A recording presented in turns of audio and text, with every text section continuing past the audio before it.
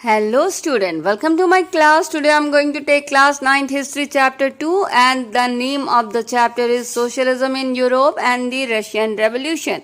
So this is actually the part 3 of this chapter. Already we have completed its 2 part. In the first part we saw how was the condition of Russia before Russian Revolution. We saw that the Russian Empire was big.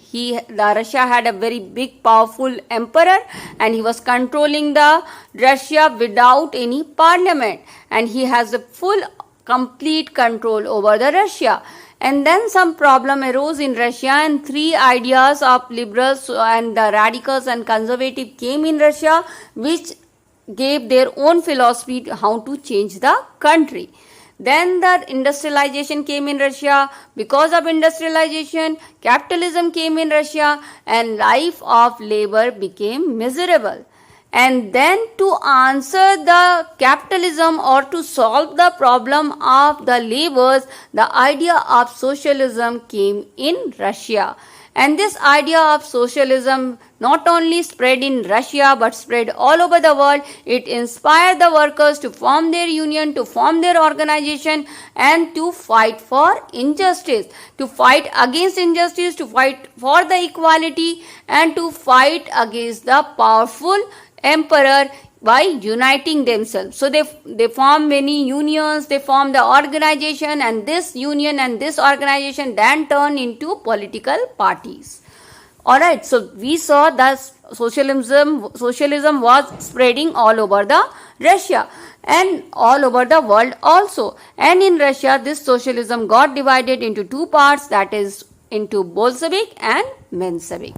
Then came the second part. In the second part of this chapter, we saw that there was 3 revolution happened in Russia, and that was your revolution of 1905, then the revolution of February and October revolution. In the 1905 revolution, the Duma or the parliament established in Russia. In the February revolution, the monarchy was ended in Russia and Menshevik government was established.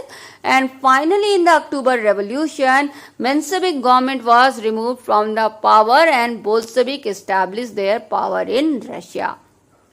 So what happened in Russia after the October revolution, that we will see in this part. So after the October revolution, the Lenin come in power. And when the Lenin came in power, he brought many changes in Russia. Like first and foremost, he nationalized all the banks and industries. Then he declared the land as a social property and distributed all the lands among the farmer. He even asked the farmer to seize their lands from the nobles. You can take your lands from the nobles because land belongs to farmer. He declared that. And also he banned all the old titles of aristocracy. Like in India, you have the title of Lord or Jamindar or Maharaja. All this title was actually, was there in Russia also, and that was banned by Lenin.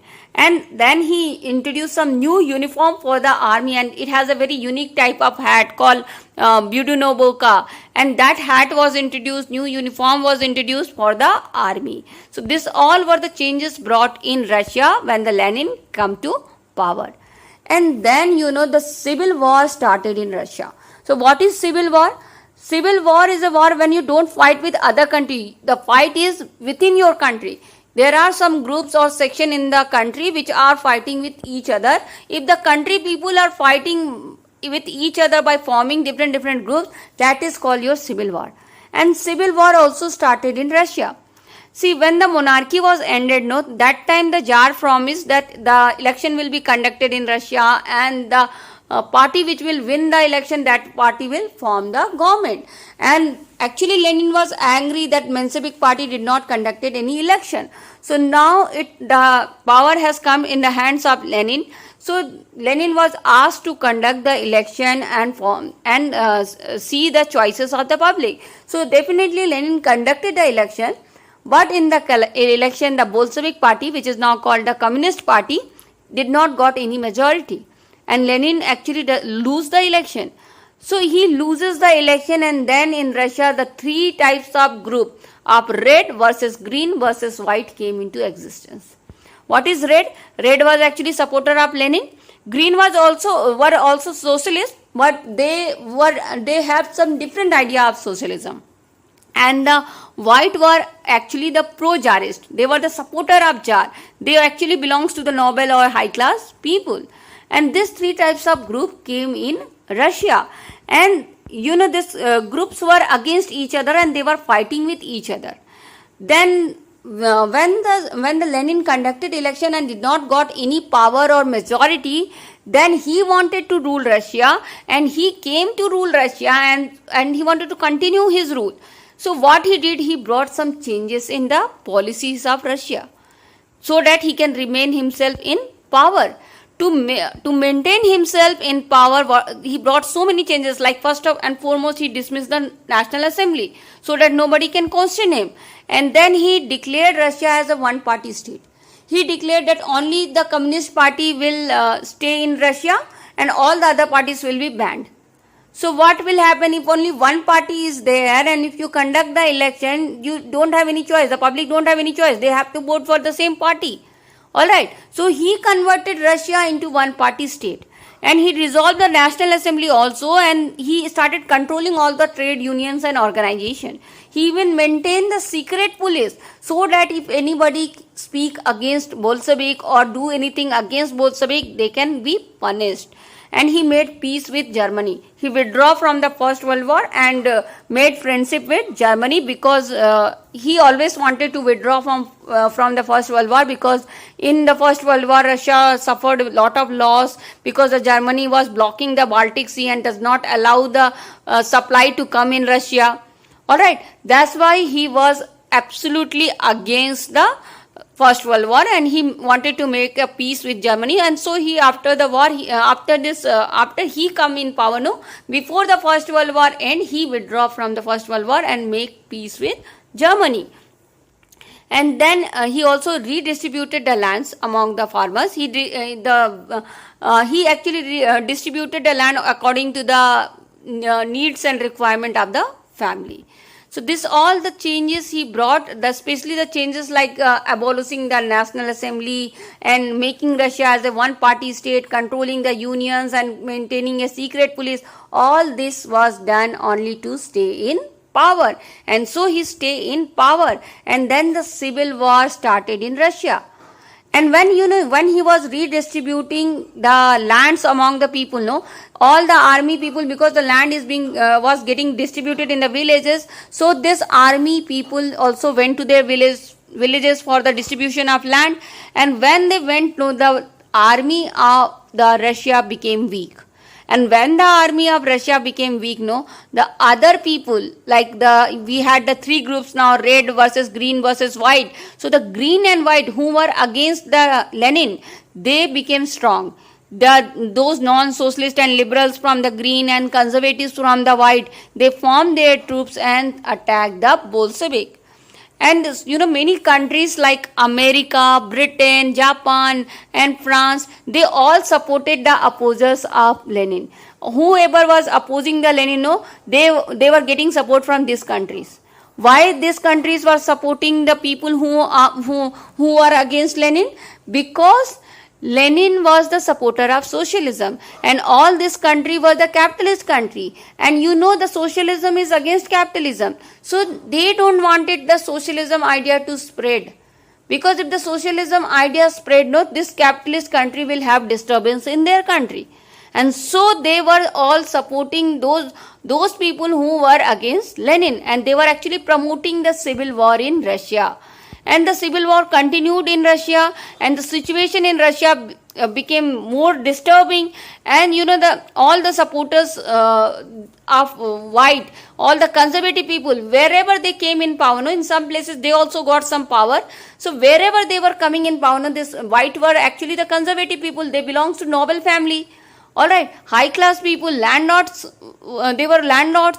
So what they did, when they came to the power, they started taking back their lands from the farmer, because under the guidance of Lenin, the farmers have taken the land from the nobles. Now when the nobles came into the power, they took back their land from the farmer. So when they took back the lands from the farmer again got angry against the white people, and they again started supporting the Lenin. So slowly what happened, the Lenin increased his power and got so much of support and started controlling more than half of the Russia empire. And also this power increased so much by 1920. And he not only got support from these farmers and others, he also got support from non-Russian nationalists and Muslim Jihadists. Who are Muslim Jihadists? Muslim Jihadists were actually Muslim modernist reformers. They also supported Lenin. So he got support from so many people, and he started extending his power and empire.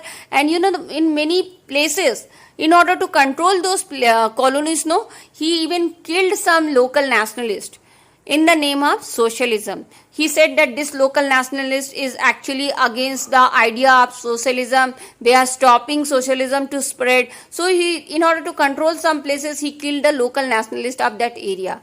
And that went against him. Many people criticize him for this. And to compensate this criticism, to compensate this the wrong he has done to get control over those colonies, he actually gave some political autonomy to those non-Russian nationalists.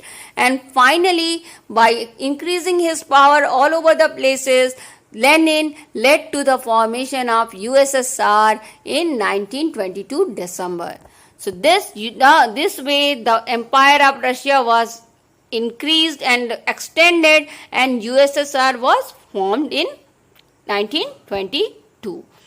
After forming the USSR, he introduced so many new policy, like he nationalized all the banks and industry. He socialized the land and asked for doing the collective work. Then he introduced the 5-year plan. The 5-year plan was actually very successful in Russia. And it brought lot of economic development in Russia also. And the India also has adopted 5-year plan, and it has got its inspiration from Russia only to how to introduce 5-year plan and how to implement 5-year plan. It got its inspiration from Russia only.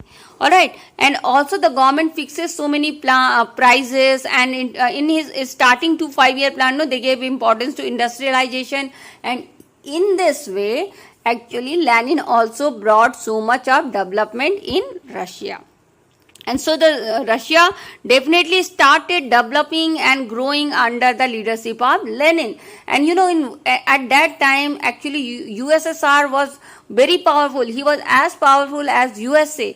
The USA and USSR used to have equal power during that time. Alright, but on the other side, in one side the USSR was developing and growing as a powerful country, but on the other side, poor people condition did not improve. They were still having bad condition to live. In some places, they were forced to come down from 4th floor to downside so that they for the toilet facilities, because the toilets were not there in all the floor in all the houses. So this way, actually, definitely the country became developed, but the poor condition was not improved in every places. He do introduce some good things also, Lenin. He introduced so many schools, and he also introduced creches in the factory where the ladies can keep their children, and he introduced good quarters for the workers, but it was not an even one. Means it was not introduced in all the places. In some places he introduced, in some places he did not introduce, because the resources were limited. He did not have enough resources, and so in some places the development came, and in some places the development did not came. After some time, the Lenin died, and after Lenin, the Stalin come in the power. The Stalin was also the leader of Bolshevik. Now he came to the power, and when he came to the power, in 1927-28, there was some great problems of food supply. The grain supply was in shortage at that time, because the farmers were refusing to sell their grains at such a fixed prices of the government. And at that time, when people started getting less supply of food, then the Stalin interfered, and he said that okay, I doubt that black marketing is going on. People, the grain is there in the country, but some rich people or the nobles are hiding those grains, and they are actually not supplying those grains because they want to increase the price, and afterwards they want to sell those grains. So the black marketing is going on. he thought. And so he raided many houses and we went and searched in many houses, but still the problem of food supply was not solved. Later, when he analyzed the matter seriously and in a more broader way, then he came to an understanding that the food supply is not increasing because after the distribution of land, when the land was distributed among the farmer, the land size has decreased. The people are having the small sizes of land, and because the people have the small sizes of land, they cannot introduce the commercial agriculture in that land. They cannot introduce mechanized agriculture in that land, because to introduce commercial and mechanized agriculture to increase the production, you need big sizes of land, and that is not there in Russia. So he understood this problem, and then he came with a idea. He came with a new program called Stalin collectivization. This collectivization said that all the land will now belongs to state. All the land will belongs to government, and every farmer has to collectively work in that land. And after the production, has come, then the profit will be shared among the farmers. So the land will not be distributed among the farmer, but the profit which is coming from the land will be distributed among the farmer, so that the land size can increase and more mechanized and commercial agriculture can be introduced in that places. So he introduced this collectivization program, and this collectivization program was actually not liked by everyone.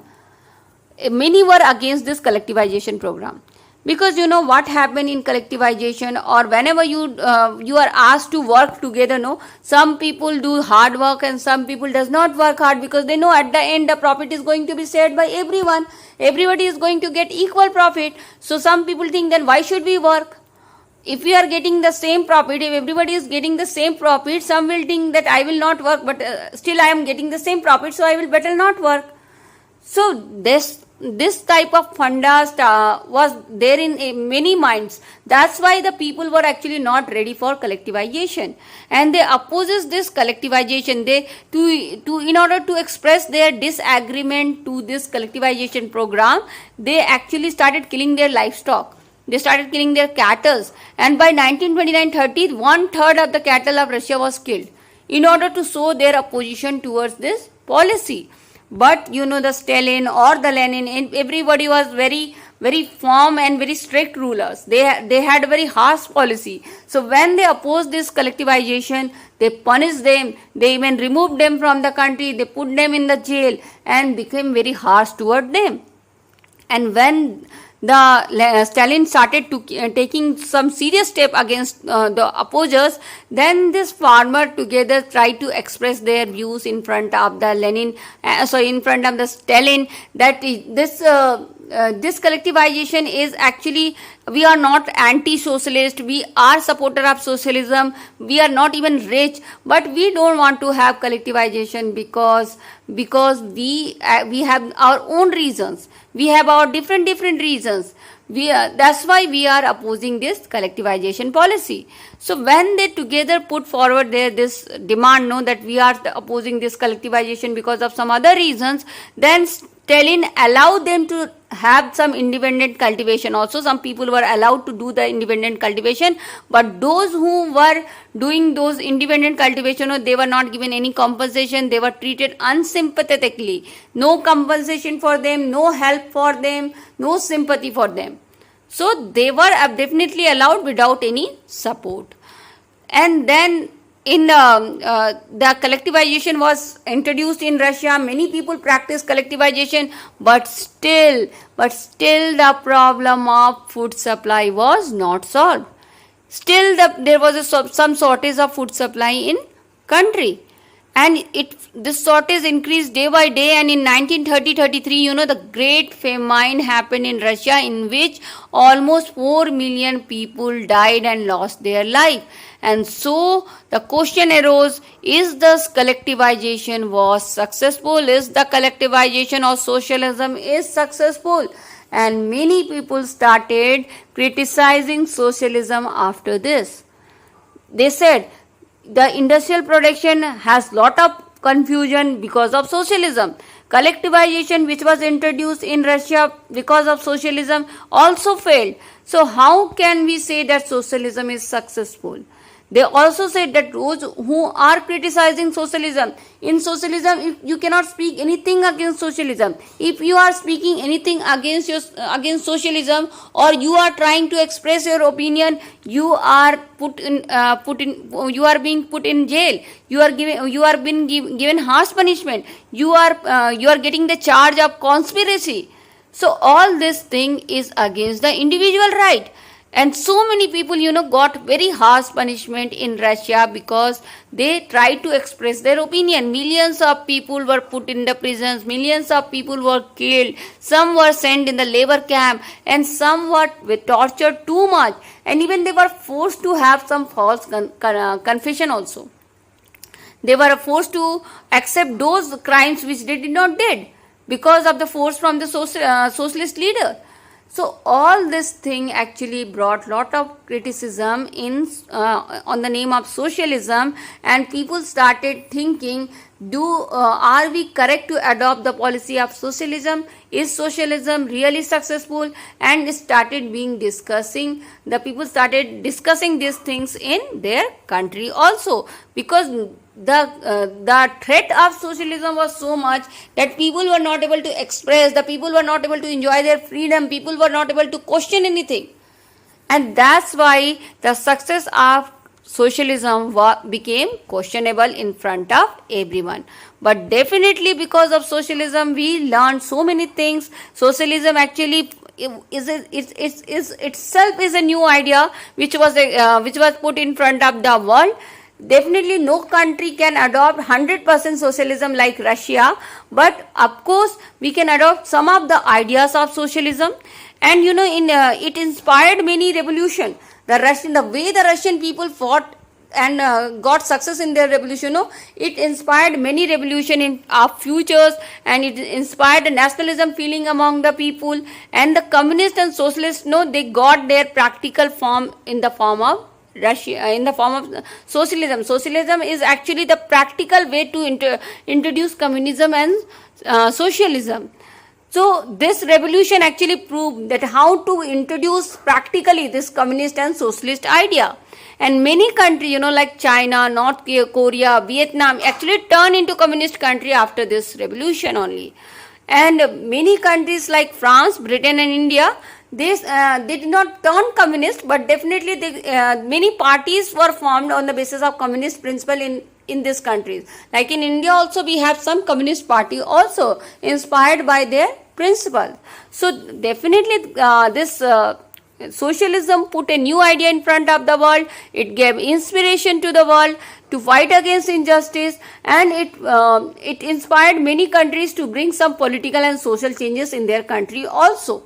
But this socialism does not spread more because there were many capitalist countries who were totally against socialism or socialist country.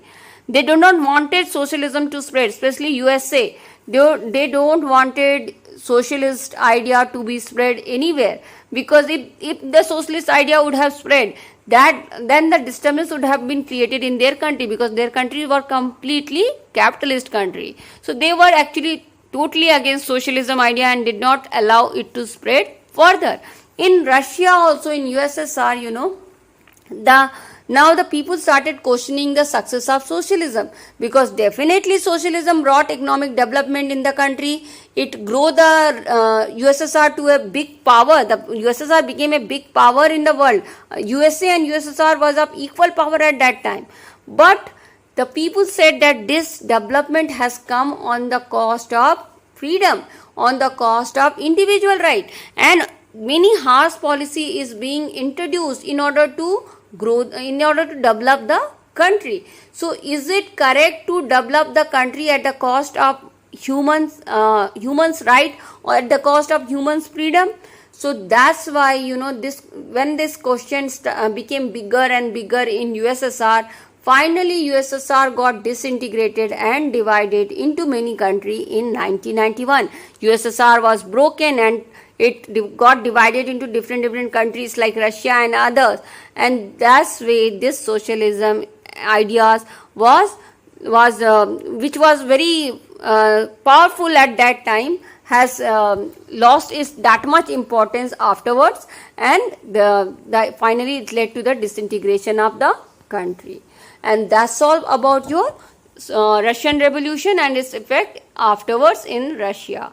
So I hope you understand this chapter. If you understand this chapter, student, please like, share and subscribe MP Social View. Thank you, student. Thanks for watching and happy learning.